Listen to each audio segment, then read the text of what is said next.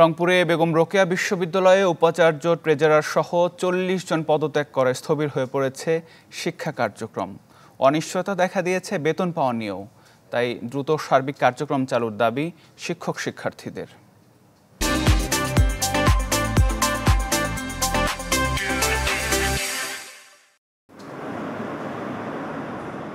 যেখানে শিক্ষার্থীদের পদচারণায় মুখরিত থাকার কথা, সেই বেগম রোকেয়া বিশ্ববিদ্যালয় ক্যাম্পাস জুড়ে এখন শুধুই শুনশান নীরবতা।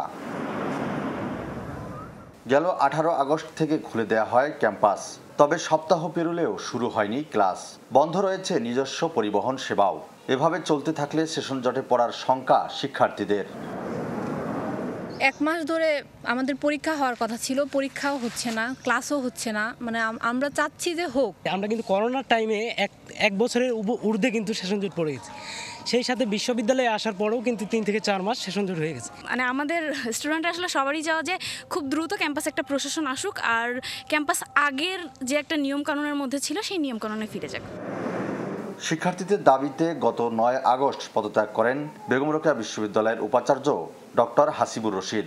6 থেকে 18 আগস্ট পর্যন্ত পদত্যাগ করেছেন 40 শিক্ষক কর্মকর্তা। শিক্ষকরা বলছেন, গেল 1.5 দশকে বিশ্ববিদ্যালয়টির মেরুদণ্ডহীন প্রশাসনের কারণে শিক্ষার মানে পেছনের সারিতে ছিল উত্তরাঞ্চলের এই উচ্চশিক্ষা প্রতিষ্ঠান।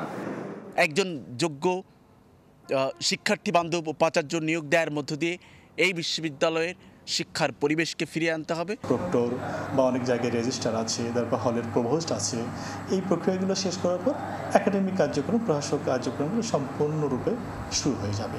নীতি নির্ধারণী পর্যায়ে কেউ না থাকার কারণে আমাদের কাজও কিন্তু এখন তেমন একটা নাই। 2-4 দিনের মধ্যে উপাচার্য নিয়োগ না দেওয়া হয় তাহলে এই মাসের বেতন ভাতা দেওয়াও সম্ভব হবে না। 2008 সালের 12 অক্টোবর প্রতিষ্ঠিত হয় বেগম রোকেয়া বিশ্ববিদ্যালয়। বর্তমানে 6টি অনুষদে 22টি বিভাগে শিক্ষার্থী আছেন প্রায় 8000।